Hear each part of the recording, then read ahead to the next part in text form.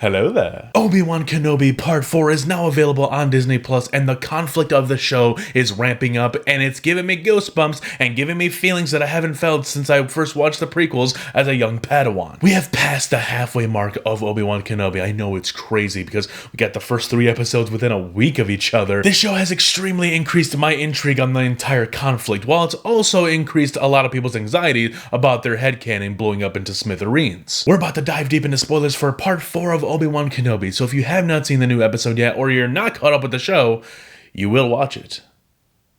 You will watch it. Does this thing work?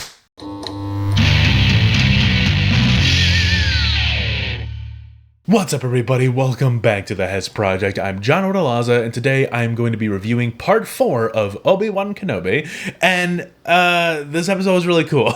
So, the one thing I mainly just want to talk about right out of the gate is this episode feels self-contained. It feels like it's isolated from the other ones we've gotten so far. Even though it has the same director, Deborah Chow directed all of these episodes. I think it has the same writer throughout the whole thing as well. It's the same through line, but this episode gave me a vibe of one of the offshoot side quest episodes of The Mandalorian, like when he goes to help the frog lady, or when he goes to attack the gunslinger or whatever, or like partner up with the gunslinger and then kill him. Even though this episode is Obi-Wan Kenobi going to rescue Leia after she was kidnapped by Reva and the Inquisitors, it still feels that way. It just feels like they stopped the overall like Obi-Wan storyline just to save Leia. And I don't know, this is the one time where she seemed like a nuisance. She seemed pretty organic. The way they were interjecting her in these episodes, in the show overall, it felt more organic. But this episode was like all centered around her, and we had to go to an entirely different planet just to rescue her. I don't know, it just seemed a little silly to me, but I still had a lot of fun with this episode. I'm not trying to nitpick the whole show overall. I'm just trying to sit back, relax, and see what Disney can give us, because a lot of people have been dogging on Disney for their Star Wars and not having much substance. They're just doing things to sell toys and whatnot, and it very well could be true. I like Obi-Wan, though. When they wave the Obi-Wan toy in front of me, I'm like, gimme. And boy, when I tell you I had a lot of fun with this episode, I had a lot of fun with this episode. Now, as a child, I liked Spider-Man. I liked Hulk. I heard of Hulk. He was pretty dope. Batman and Superman were also really cool. But other than that, I didn't F with like any of the other superheroes in Marvel or DC. Didn't really know or care about them. Fantastic Four I heard about, yeah, because of the movies, and X-Men because of the movies. But the real heavy hitters, the real heroes in my childhood were the Jedi of Star Wars. And just to see Ewan McGregor throughout this entire show in the first 3 episodes embody the character of Obi-Wan Kenobi once again, as if he had never left, and it feels like a true continuation. When they bring Ewan McGregor in, he just wraps it all up nice and neat. He makes the connectivity feel real. He makes it feel tangible. He makes it feel believable. So, man, when he starts wielding a freaking lightsaber in here, dude, I'm there for it. And I got really excited when he pulled out the lightsaber last episode, but again, it was just kind of for light and defense. For a second, at the beginning of the episode, when he was being treated from his burns, he got put into a bacta tank, and I could have sworn we were going to get a whole flashback episode when he was in the bacta tank, going back to like prequel era, Clone Wars live action stuff. Like, that'd be really cool. That's kind of what I was hoping we might see just a little glimpse of. Not hoping, we're gonna get a whole episode or 2 episodes on Clone Wars live action. I wasn't like, I needed that. I just thought it'd be really cool to see, but they did not spend like any time with him in the bacta tank. Boba Fett spent 3-4 episodes in a bacta tank, and Obi-Wan spent 3-4 minutes. It was not that long, dude. He was fun. He was in and out, and I'm glad that we didn't get that. You know, I really wanted to see some flashbacks, maybe some flashbacks. I really appreciate them doing something different. They probably did have it written down at some point, and then they saw Book of Boba Fett, and they were like, oh, Jon Favreau stole our freaking idea. Ben Kenobi and Tarla, they meet up with some of the other fighters of the rebellion. Not really. I don't think the rebellion has formed yet. But this episode, we get a glimpse of Tarla's little group, and you have O'Shea Jackson Jr., who's Ice Cube's son. Everyone thought he was gonna be playing like an important character, but now I don't even know his name. That's how important he is. We forgot his name already. that's how important he is. But that's not to say he's not good in this episode. I think he's kind of a decent actor. He played his own father. I mean, that's the role he was born to play. But as a rebellion fighter type guy, I think he fits the role pretty nicely. Anyways, their plan is to infiltrate the Inquisitorius. Is that what it's called? The Inquisitor base, because that's where Reva took Leia. Obi-Wan enters it by swimming underwater and enters the base that way.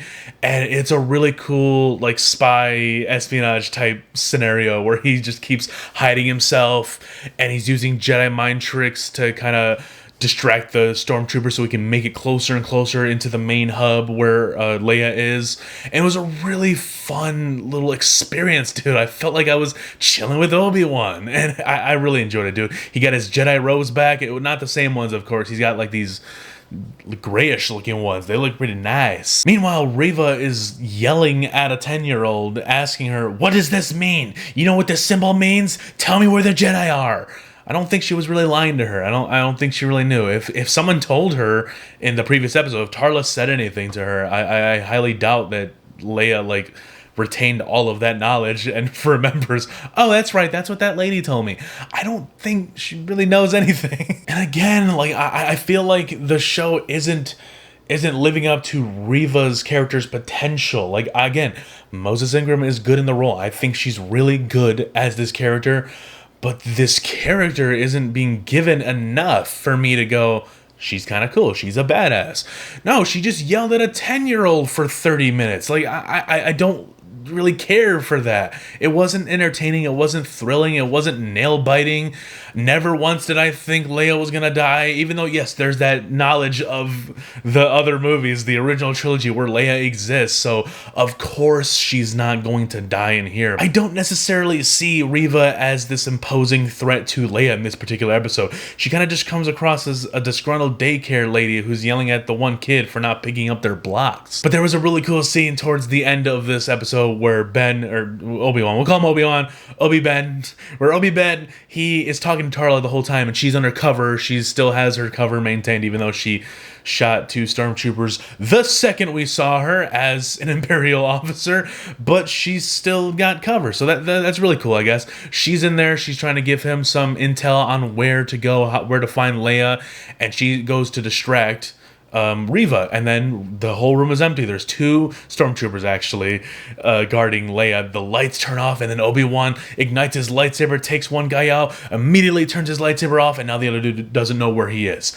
It was really cool. It was like, dude, are you Obi-Wan or are you Batman? Like, I was gonna make that joke in the first couple episodes because he does some Batman-esque fighting. He doesn't have it in him. He's a little older, a little rusty, can't fight as good, but he just reminded me of Batman those first 2 episodes. And he just went full-on Batman in here. He manages to save Leia, then he puts on a giant trench coat. Okay, this part was silly to me. There was just, again, a few parts in this episode that were very silly and took me out of it. The whole part where Tarla, in her officer getup, is walking with Ben Kenobi, and he's got Leia under his giant trench coat that they just found in a corner of a room.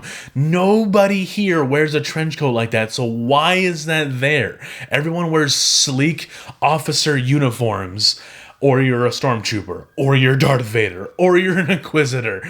No one has a giant-ass trench coat, so the fact that that was just sitting there was like, it was convenient, obviously, and it was just kind of cheesy to me. But then Reva comes out with a fleet of stormtroopers behind her. She's like, an old man and a little girl, or whatever. And then the O'Shea Jackson and his little crew come by in their, land speeders? Is that what they are? Snow speeders, actually, my bad. The snow speeders. I don't know. Be mad at me in the comments because I don't know the freaking name of a spaceship in a freaking Star Wars thing. There's too many spaceships. There's too many. Anyways, they come in a speeder of some sort, a flying spacecraft. They shoot down every stormtrooper on that platform, and Reva kills one of the guys, but Obi-Wan, Tarla, and Leia manage to jump into one of the speeders, and they escape. Reva got in trouble with Darth Vader, though. I always want to mention that before I forget. He comes storming into the Inquisitor's base and whatnot, just lifts up Reva, just force choking her, and he's like, "You have failed me for the last time." And then he's like, "I'll give you a second chance to go do this and that," because she put a tracker on their ship and whatnot. She turned Lola, like Leia's little droid, she turned Lola into a tracker, I guess. So they're screwed. So anyways, that was the episode. It was a lot of fun for me. There were just certain parts where I just wasn't buying what they were trying to do, like Reva interrogating Leia or the trench coat just being there. Like, nobody wears trench coats there. Like, why is that even there? Thank you for joining me in my review of Obi-Wan Kenobi Part 4. Let me know down below, what did you think about the episode, and what do you think their show is going to do next? Where do you think it's going to go? How do you think it's going to end? We're obviously probably 100% going to get another fight. The next fight between Obi-Wan Kenobi and Darth Vader, and this one's going to be a proper fight, not Obi-Wan Kenobi cowering in fear and obviously in a broken heart because it's his brother. He loved him. And don't worry, guys. I will be reviewing episodes 2 and 3 of Star Wars, the movies, Attack of the Clones, and Revenge of the Sith. They're coming. They're coming. Don't worry. They're coming. Don't hurt me. Anyways, you might want to leave a like and subscribe to the channel if you're new, guys, and stick around because there is more to come.